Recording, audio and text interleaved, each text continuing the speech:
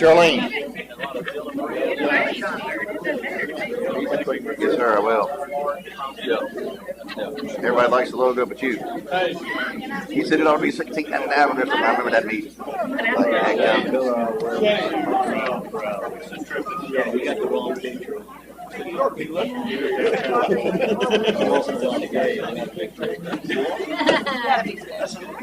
you hear what he said?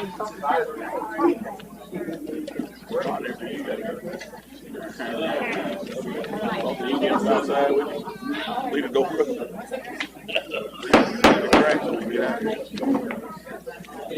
Let's call this meeting to order. August.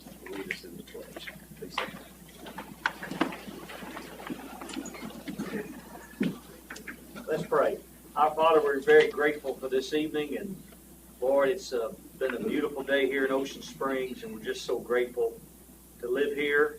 Lord, I pray for our aldermen tonight and the decisions they will make, and Lord, I just pray that you would grant them wisdom, and you would minister to them that wisdom.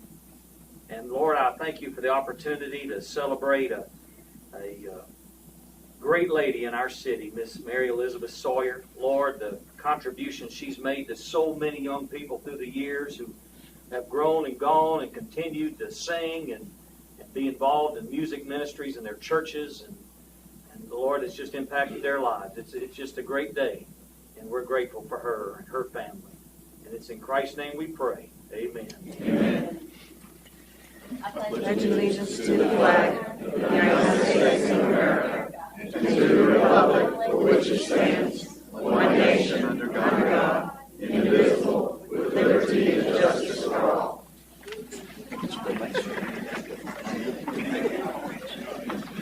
Make a motion to accept the agenda, Mr. Brown. Watching that motion, you can cheer when it's Knox, all in favor? Aye.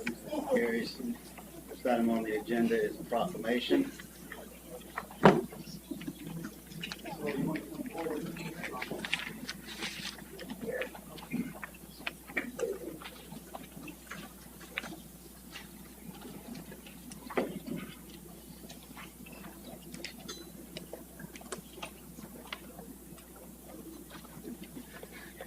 Whereas Mary Elizabeth Sawyer is a traditional music teacher at St. Paul United Methodist Church in Ocean Springs, where she has served for 46 years. She directs the Chancel Choir, the Leslie Moore, and Bell Choir, St. Paul Christmas Choir, St. Paul Easter Choir, and the Ocean Springs Choral. And whereas Mary Elizabeth is a former director of choirs at Ocean Springs High School, she holds a Bachelor of Music Education and a Master of Music Education from the University of Southern Mississippi, and is certified music director in the United Methodist Church.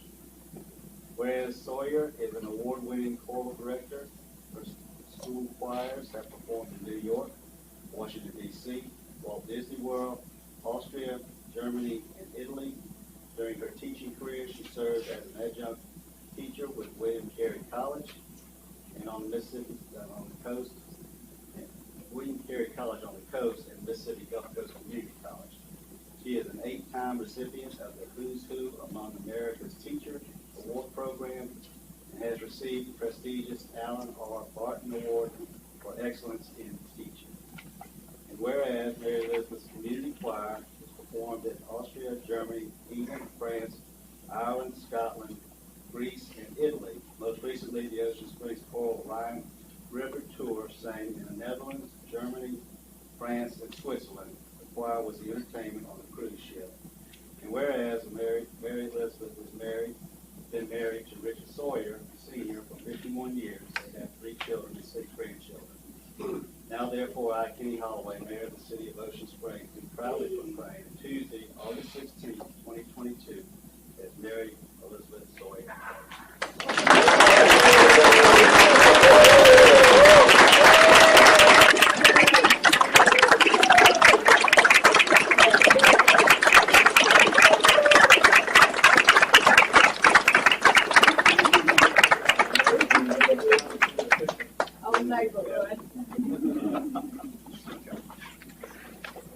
right, go right here.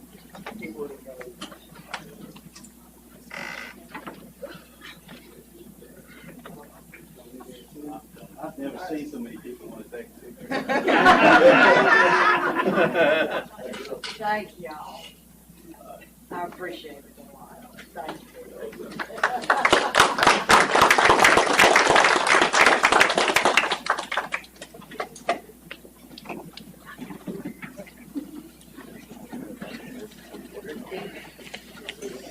Tonight we're having a presentation with Coast Transit Authority, Mr. Kevin Coggins, and Jason Payne here. Kevin, come on up to the podium. Yeah, I think I am Jason Payne. I'm just the representative for the city, but Kevin's the one who's got all the numbers and the information. So I'll be here if you have any questions for me, but he's the man with the stuff. Thank you for inviting us. And I remember how many years it was since I came before you all to share this information. Chris Foray is our operations manager. Bette Barr is our marketing person. Chris just handed out some information. There's a lot of information here. I just want to leave some leave behind stuff in case you want to look at it later in more detail than what I'm going to talk about. I'm going to talk about this evening what we're doing, how we're doing it, more importantly, the citizens that are using it, the impact on the city of Ocean Springs, and how it's paid for, and be available to answer any questions you may have or concerns. Slide 2. We have one bus over here running 6 days a week, running from in the morning to the evening. We've been here since, I think, we've been running in Ocean Springs since 1990. A very long time. One of our cities that we've served consistently over the years. So we have ADA paratransit service as well. That's for people who can't walk to the bus. They certify with us and they call. That's a curb-to-curb, door-to-door service. So if they can't utilize the fixed route bus service, we give them that specialized service. We pick them up and take them where they need to go. Slide 3 is just showing connectivity. We do have a lot of people coming in and out of Ocean Springs on the bus service. Our hub is in downtown Biloxi. And you'll see a little later there's some stop activity information. And the most activity on your route is people coming here from Biloxi, going back and forth. Working and shopping is your two highest purpose of trips in that order. People are going to work, people are shopping. Slide 4 is your route. This route has looked like this for a very long time. We haven't tweaked it in a while. Serves the city well. Slide 5 is just a picture of the type of bus we run over here. This is not your particular bus, but it looks just like that. It's a newer bus. You have a 2019 model running here. This is a 2008 model here.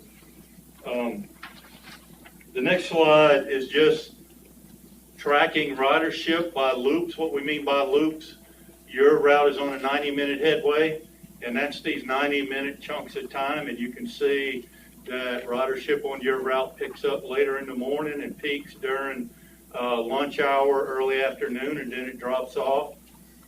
That's peculiar to the rest of the system. The rest of the system, most like public transit systems, has a midday lull, and that tells me that you have people coming out later.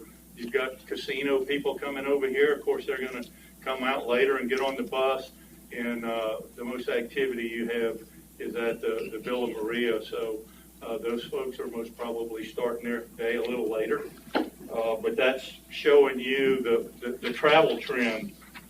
The next information is by stops, and I just tracked the most active bus stops. And I mentioned Biloxi Transit Center. That's the hub, so you have people transferring from Biloxi, Gulfport, D'Iberville coming over here, and people going over there.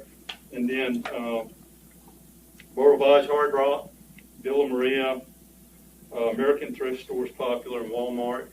Anywhere there's a Walmart, that's our number one stop for the obvious reason. Every city has a Walmart. That's our number one stop. A lot of people going to the hospital as well. That's Monday through Friday. This is Saturday service, the next page. Similar.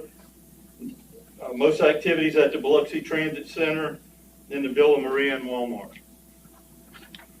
And this is some other performance statistics. If you look at the next few slides, we do regional surveys every year against our peers to see how we stack up in terms of fare box revenue, what percentage of the operating costs do our consumers pay, local operating subsidies, our operating cost. So we're best in class, as you can see, using 2019 data.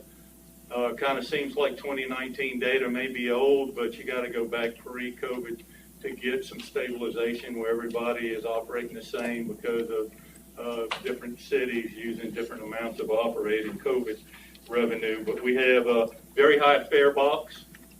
The percentage of our operating costs that your folks are paying, our consumers are paying, is very high because we don't have free or reduced transfers. When they transfer, they pay a full fare. Usually most cities has a free transfer or a reduced transfer. We do that to keep our self-generated revenue up. Of course, our operating cost is low, and our annual operating subsidy, we're very proud, is very low. We try and bring in as much federal, state grant money. We're very successful in doing that and keeping our ask low for you.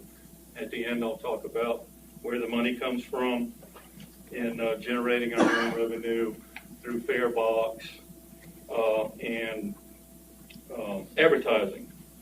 So these next slides are some demographics information about the ridership. If you go to slide 13, I'm just going to cover the takeaways.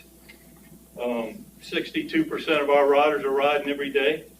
41% of our ridership is work-related. 87% don't own a car, and the majority make $25,000 a year or less.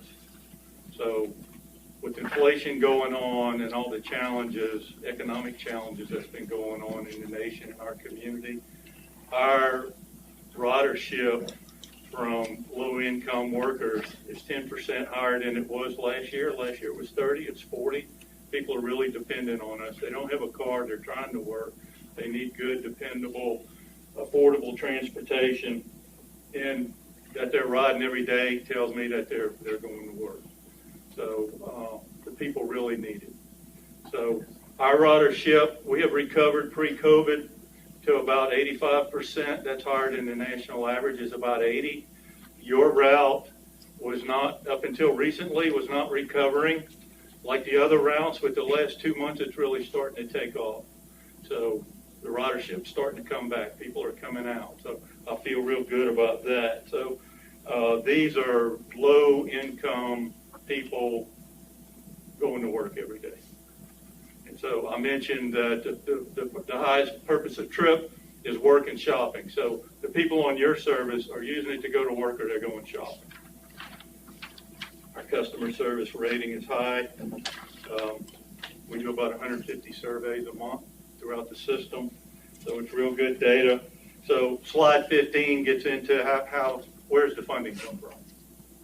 So this is what we presented for our ask for funding for fiscal year 2023 next year. And your cost of service, 4,100 hours. Your cost of service is $320,000 a year, $78 an hour is what our cost is to provide this service. And so how are you going to pay for that? So we go out and try and get as much money as we can from federal, state, county. County contributes to your route as well. We generate advertising revenue. We generate fare box revenue. So what we ask you for is the last number we plug in, the shortage. Money we can't get somewhere else. So for $320,000, the federal, state, and the county is $210,000, 66%.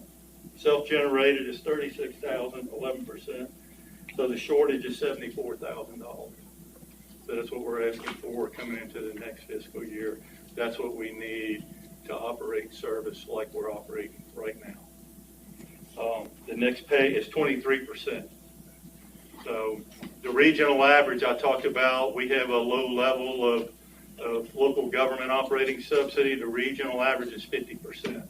So if you go look at Hattiesburg and J-Tran and Mobile and New Orleans and whatever city kind of you want to look at, they're paying about 50% of the operating cost of their service. We're asking you for 23%. The next page just shows a little history of subsidies. We were asked about that. So you got, now I'm looking at slide 16. So 2019, you were at 64,000. 2020, you were at 65, and of course the pandemic hit in March of 2020. So we were able to go out and bring some COVID relief money in to augment the local match requirement. We did that for Ocean Springs and the counties and cities, everybody we serve. So that's what you're looking at on 2021. You can see the subsidy went down from 65,000 to 39,000 because we brought $38,400 in COVID relief money.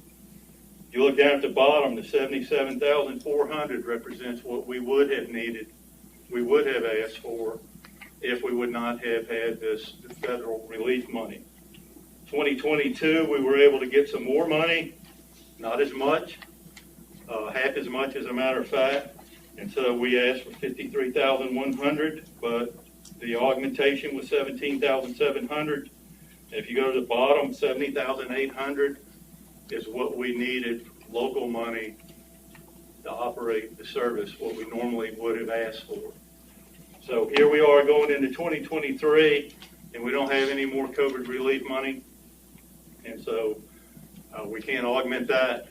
And so now we're at $74,000 we're asking for. So we were at 65 in 2020, and we're at 74,000 in 2023. And of course, our operating cost goes up, and it's really gone up from last year to this year. We're at 8.5% inflation in the ridership. The revenue, fare box revenue is down. We're building back up. We're not where we need to be. So when the ridership goes up and the fare box revenue goes up, that reduces what we ask you for. So I'm giving you an explanation of how we got to 74,000 from 2020 and 65,000 in 2020. It's because our operating cost goes up and we're not at the level of fare box revenue ridership we want to be. I feel real good because of the last couple of months that we're going to be okay and build back. So that is an explanation of the funding. And with that, I would be happy to answer any questions, address any concerns you may have or request. Kevin, on this map here, is, I know at one time they were going up 609 also. Does this route still, I know we only pay for the Ocean Springs portion of it, but does the bus still go up Washington Avenue up 609? We do not. You do not? We do not. We're going to be talking to the county about that when they finish their new road, connecting another route potentially connecting Ocean Springs out to D'Iberville, bouncing back and forth. What we did do, and what you may remember, is after the hurricane, we did run a route up there because the bridge was out. So I remember we had one that went to Washington at one time. Yeah, that we were running that then. We may have, I'm getting old in my memory, I've been doing this so long, my memory's not that good, but we may have jumped up just a little bit with your route at one point in time and gone out in the golf course area. It's been a long time since we were up there. I remember that was part of our negotiations, bringing the cost down also. We shrunk it up.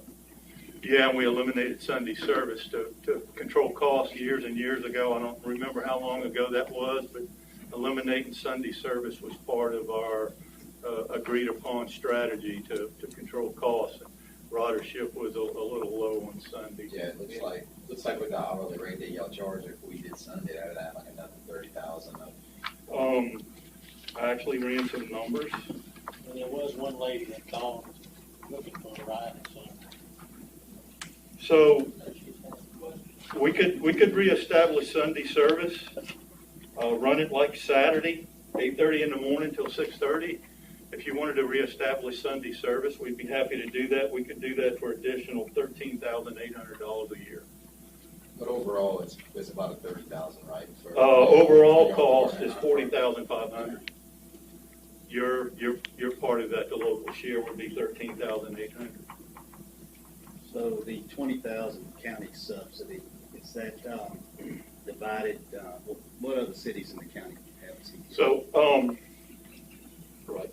So the Sunday service, all the advertising revenue and the county subsidy is applied to what you have right now. So there would be no additional advertising revenue or county money to support the Sunday service.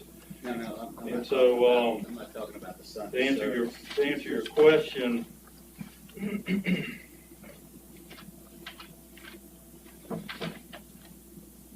the county is subsidizing $20,000 a year, and advertising revenue is $11,000 a year. Total in the county? Pardon me? The county total is 20,000, Yeah. or our share of the county? So the county, the county is supporting. They give $10,000 for St. Martin and the Iberville route and $20 for your route. So they're subsidizing $30,000 a year, 20 on your route and 10 for the St. Martin loop of the Iberville route. So it's 20.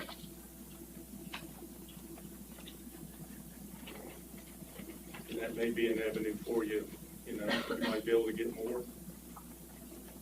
But you would be better to ask than me for that, for the obvious reasons. I live in the county. I get along with my supervisor, Troy Ross. I like him. He's a good guy, but I'm just a citizen, when it comes to that. So there's no routes on the east side of Ocean Springs? Like Goche have any CTA routes? Or? No, sir.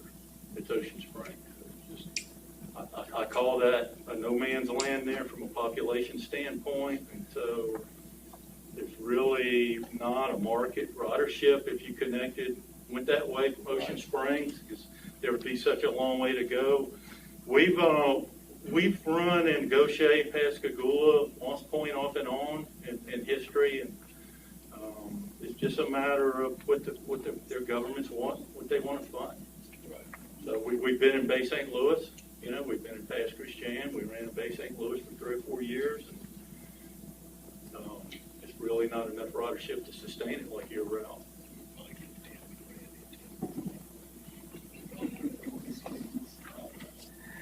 Anybody have any questions?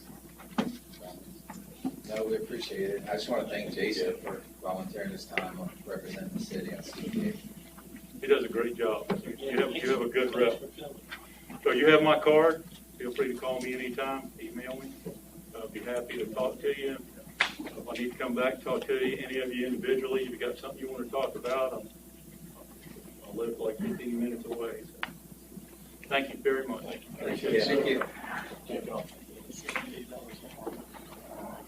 Next item on the agenda is agenda public comment. The public is invited to address the board for up to 3 minutes each, for a maximum of a period of 30 minutes only regarding issues listed on the agenda. Please identify yourself and the agenda item that you want to comment on. So if you want to address the board on any agenda item, you're welcome to do so. Okay, moving on to old business.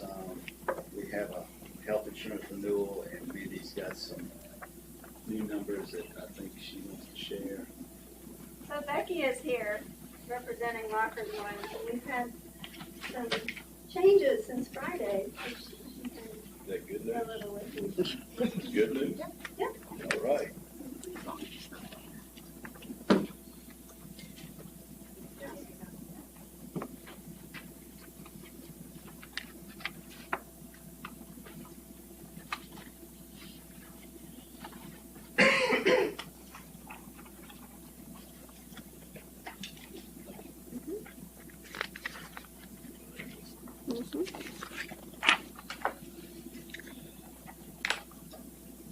Small print here. That's why you need a vision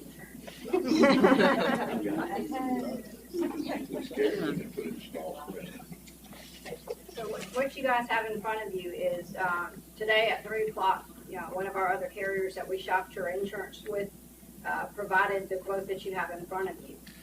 If you look at the second page, while the benefits are very comparable to what you have with United Healthcare, the cost of that is on the second page.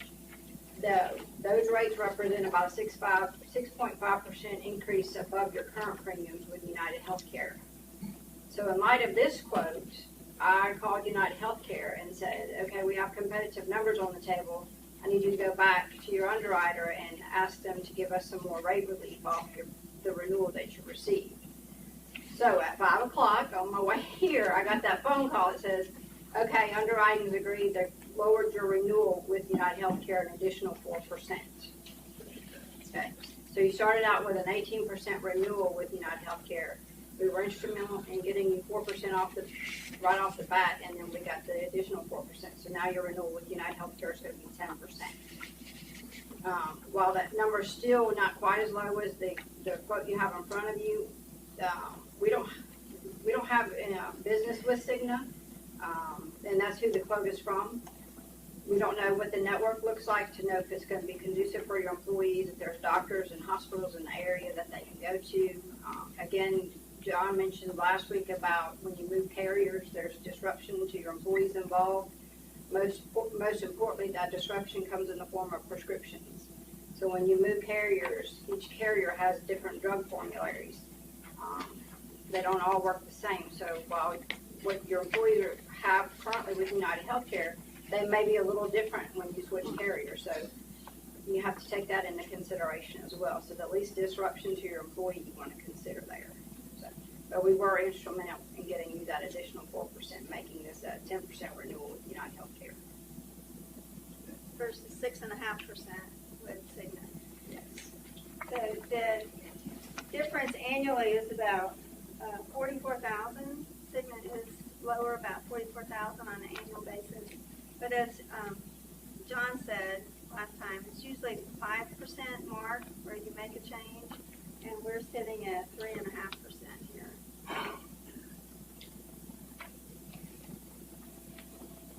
My understanding is that there's not a very big footprint in Mississippi with Cigna for riders. Right. And we haven't had time to really reach out to the carrier to find out, based off of the zip code and then the surrounding areas, to know what doctors are part of that network, what hospitals are part of that network, and then also to look at their drug formulary to see what that looks like compared to what you have with United Healthcare.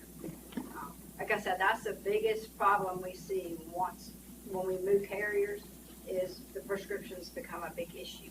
Some carriers, you may be paying for a drug over here, but it may not be covered under the new carrier, or it may have different requirements to get that drug filled, or it may go into a different drug category. So there's some unknowns, and we don't have time, or we haven't had time to look at all of that for you guys. So, but I wanted to make sure that United Healthcare was aware that we had a competitive quote on the table, that if they were going to keep your business or want to keep your business, they needed to come down off their renewals some more for you guys. What do you recommend? My recommendation is to I stay can't even with. read all this stuff. Okay. I think y'all did a good job considering national issues with health insurance, inflation, and the additional rates. I think it's about as good as it's going to get. And the last thing we want to do is cause disruption to our employees. That's not a significant amount. When if Cigna increases their footprint in the state in the future, it might be worth looking at. But right now, I think we maintain what we've got. Is there a motion? I'll make a motion to renew with United Healthcare. Second. Got a motion by Mr. Impey. Who's the second? Second by Mr. Blackman. Any further discussion? All in favor? Aye. Any opposed? Motion carries. Thank you. Appreciate your work. Thank you.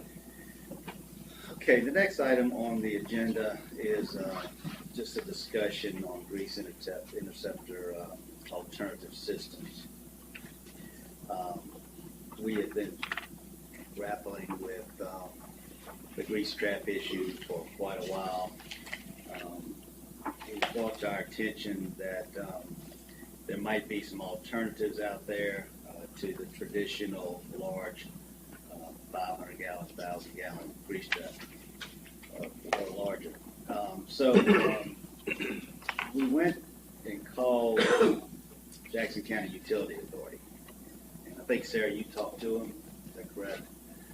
And correct me if I'm wrong here. What they told Sarah is that they allow a small automated grease trap only for locations that are constricted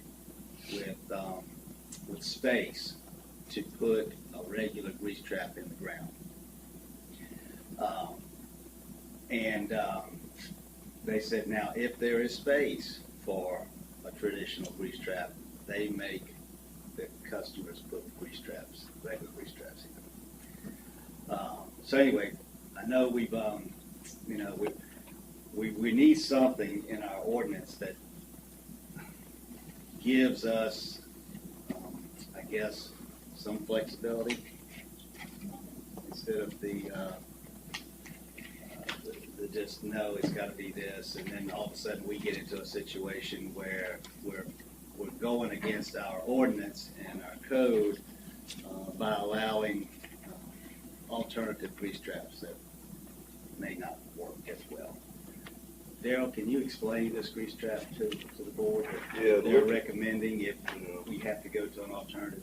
Looking at what I've seen on it, the one test is where they actually put lard in it with the water and I'll test it, but basically it skims it and then you catch the grease and dispose of it that way, not actually holding it in there until they actually have someone come and pump it. So it just basically skims it into a waste disposal, or you've done something to dump it in. There are two in the city that I'm aware of, both of them on Thorn. I've talked with Alan, and I don't think we've had any issues with the two that we've got. Haven't had any one fail anything on it at all. I don't know how long they've been installed. Who has the electric skimmers? Chef Scott. Yeah, well, no, it was, what was the place that done the meal plans, prep? KG. I don't think they've been used. That wasn't electric, though, was it? Hers? That was, my understanding that was. The owner of the building's here. I think say Matthew's here, he could probably give you more history. That was an electric one they have? That is correct. Okay. So, we want to, obviously Jackson County Utility Authority takes care of our sewer, and we've had discussions with them about how to get around some of this and how to reduce the amount of grease that we're putting into the system. So the only thing that I've heard about this is it has to be checked more frequently. Is that correct? Yeah. So if y'all decide that this is a viable alternative, maybe we, since it's going to cost us more to check these grease traps, maybe we put some type of fee on it for those smaller ones.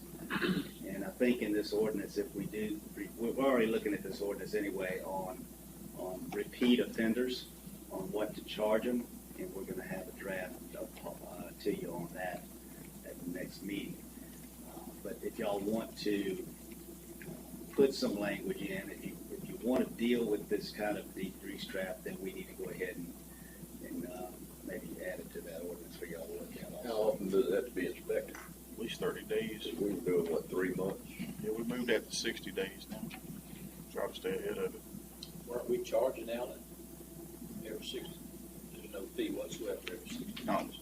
No, the fee's going to be a fine if somebody fails and we go back out there. If we have to go out and read it retest and they fail again, then they're going to get charged then. If they fail again, then the fine's going to just escalate. So there won't be a fee on regular inspection, but if you fail and we have to make a return visit, you'll get fined accordingly. Even if we're increasing the frequency to 30 days? Well, that's what he said. We might have to put something in there. That's what we're discussing, the possibility. That's just The for small, It's just for the small ones. I think we need to move forward with it, Mayor. I need to make a motion motion of that, so be it. So I don't think we need to make a motion, we just need to have the ordinance rewritten, is that correct? Robert moves forward with the order. Draft a new ordinance, but We've been working on this, I think, for 6 months or so, so there's various drafts out there. I don't think any of it, Mayor, contains the language that you just talked about a different type of system, but we can add it. It's all right here, all the details of that system. well, not only that, then adding the language about the fees. Extra. Well, and then, let's say, add it to the fee schedule, so that we can change those fees without changing the ordinance. Yeah. Okay. So it wouldn't be, the fees would be listed. Okay.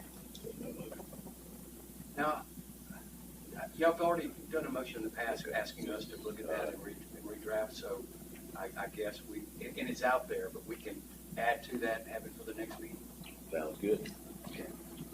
One question for clarification on add to this is my understanding this particular electric, or however you describe it, it has to be approved by JCUA, is that right?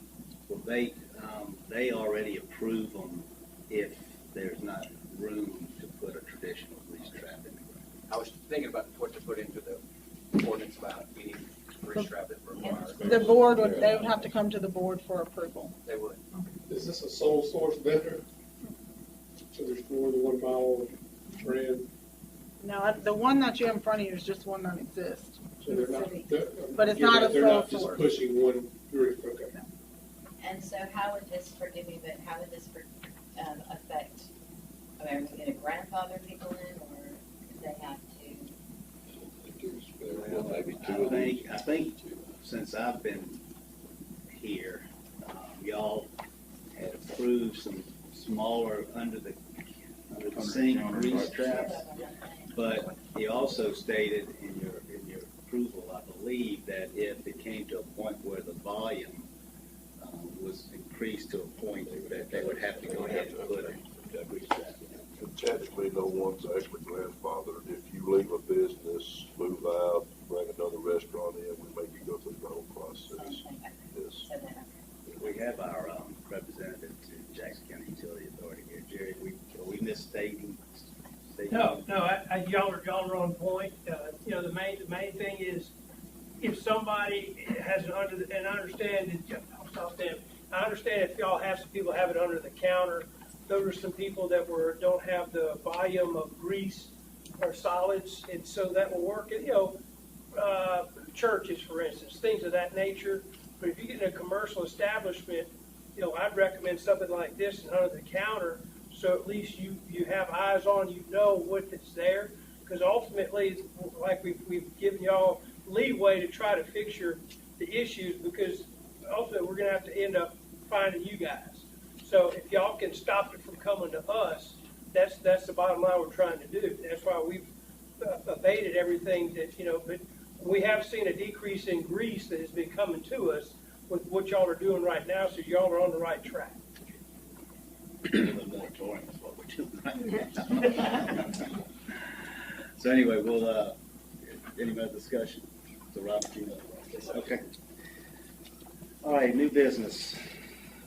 It's authorized the mayor to execute the Alexander Van Loon Sloan Levens Bar PLLC contract for 1 year ending September 30th, 2022, audit not to exceed $58,000. Patty, you want to make a statement on that?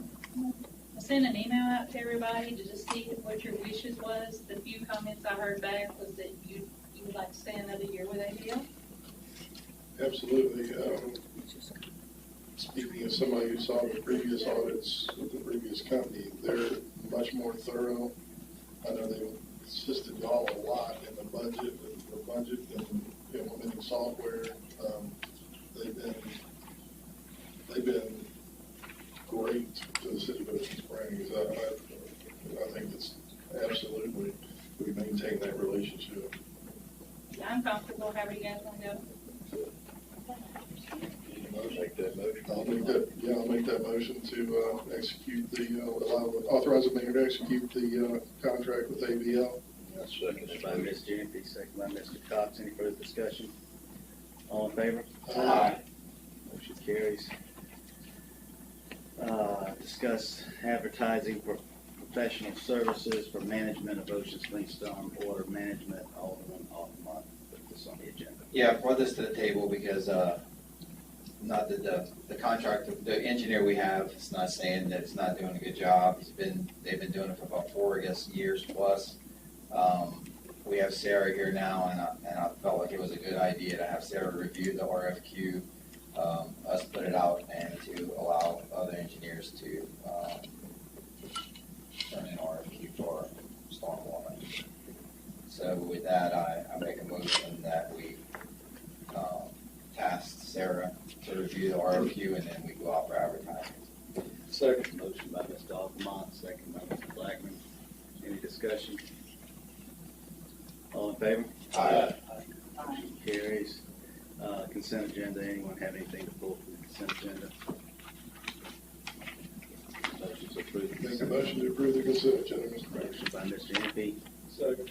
Second by Mr. Blackman. Any discussion? All in favor? Aye. Motion carries. Department reports. Does anybody have anything to pull from the docket of claims? Wait, hang on a second. I saw one thing I wanted to ask a question about.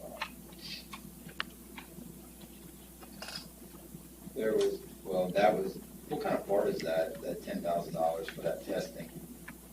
Is that for? That's the one for, yeah, that's a computer system to test all of our trucks, all of our electronic scanners and everything. That's a scan system. I thought I had seen another one about some orange or something. The arms go to Gay Lemon, Oh, is that what it for is? the lights. Okay, that's it. I'll make a motion to approve the docket of claims, Mr. Mayor. Motion by Mr. Impey. Second by Ms. Burgess. Any discussion? All in favor? Aye. Motion carries. Does anyone have any questions about the sewer adjustments? Need a motion to approve the sewer adjustments, authorized sewer adjustments. Motion by Mr. Aldermen, second. Yeah, second by Mr. Wade. All in favor? Aye. Motion carries.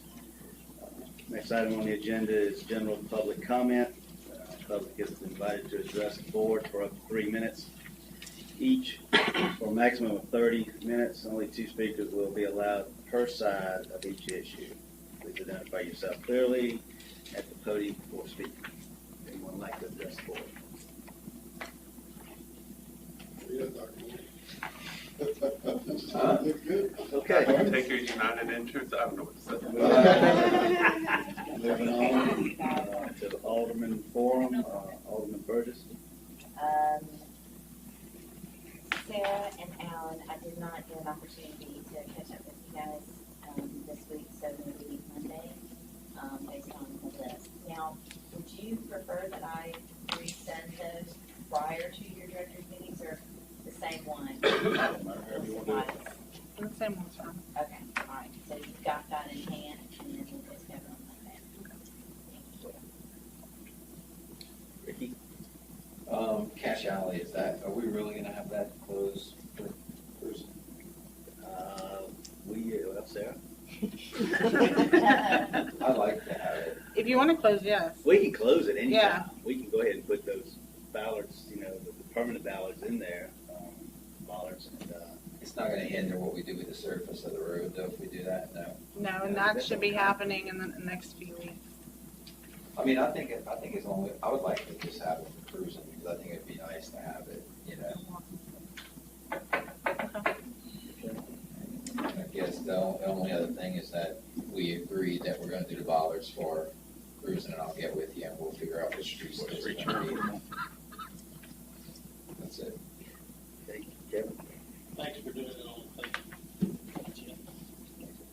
the table. I just have one thing. It brought to my attention the benches at the depot. During the farmer's market, there's no place for people to sit. They requested we put the benches with dividers back. And we'll have to take them up during the festivals, but if we can get those back out there, it'd be Do those benches have dividers on? Yeah. I don't remember that. We've got some with both. I think We're only I gonna got put 6 with dividers on. That's all I got. Panya? I don't have anything there. Black? Just one thing, I talked with Stephen, Parks Director, today and last week, having some issues with the frequency of the grass cutting at the PDE, FD, and Civic Center complex. Seems like about every 10 to 12 days they cut it right now, and it's just not frequently enough with this rain and growing season. Excuse me, I'd like to request that we move the cutting up to at least every 7 days at that complex from now until the growing season slows down. Is that gonna work with their contract? It's gotta be 26 cuts. Either that or another option to get it done by somebody else. Only have 26 cuts in the contract. I think it's 31, isn't it? 31? No, No, it's a minimum of like 26. Yeah. his bid was on different sheet, so we had to go, it's twice a month. Well, We had to go let's, twice. Mayor, We can look at it. Mayor, I'd like just for you to look at it with Stephen and the commission and see if we can get something squared away. That's all I have. All right. Alderman? VFW had contacted me, just they wanted to get out information, and I don't know if we can possibly put a link on our website for our local students. Scholarship opportunity with the, for 9th through 12th graders, the Voice of Democracy, and 6th through 8th, the Patriots Pen. These are both essays. It's open to all of our students that fall within these grades. Due October 31st on both of them, and if they have any questions, they can call our local VFW. The small monetary scholarship opportunities there for some of our students. That's all I got, Mr. Mayor. Alderman Cox. Alan, one other thing, I know I'd mentioned to you before about the median on Washington Avenue. I noticed we've got a popcorn tree that's about 3 foot tall, and one of those triangles, we need to get that cleaned up if we can. Okay. Right there, I mean, the whole median needs to be cleaned, but that little triangle of concrete has got a lot of growth. We can get that done. Okay. Two things. There's a pep rally Thursday at the stadium, and they wanted us to make an announcement, let y'all all know. I think they're going to start about 5:30. It'll be at the stadium, and they'll have food and clothing and other items on sale, Greyhound related. The cheerleaders and the football team, and everybody will be there. They had something was interesting on last Friday night. They had Midnight Madness. Yeah. And they scrimmaged from 12 midnight to 2 a.m. And I heard it was a packed house. They've been doing that for a few years. Another item, the governor will be in Ocean Springs on the 29th of August. He annually does a Katrina kind of presentation, memorial, whatever. And he's done it in several different cities, and he has chosen to come to Ocean Springs to do it this year. It'll be at 1:30.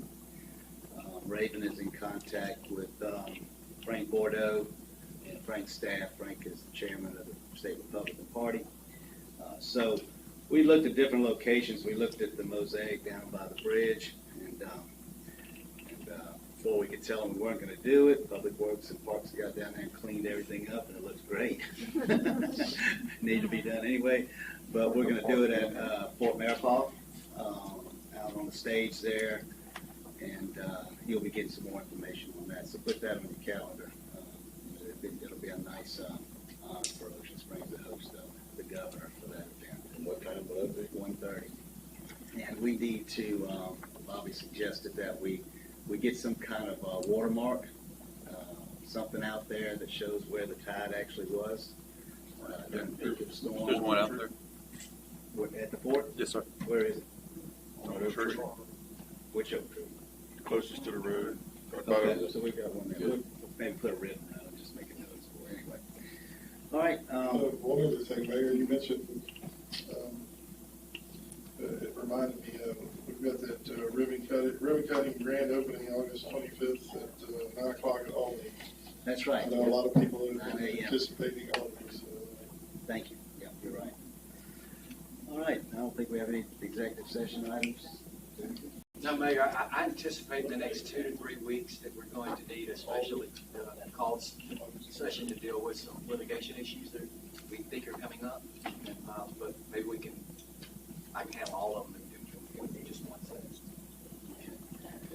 All right, then, we'll entertain a motion to adjourn until 6 p.m. on Tuesday, September 6th. So moved, Mayor. First by Mr. Todd, second by Mr. Gibby. All in favor? Aye. Carries. Thank you. That's the second time I've been here. I don't have a rehearsal to do.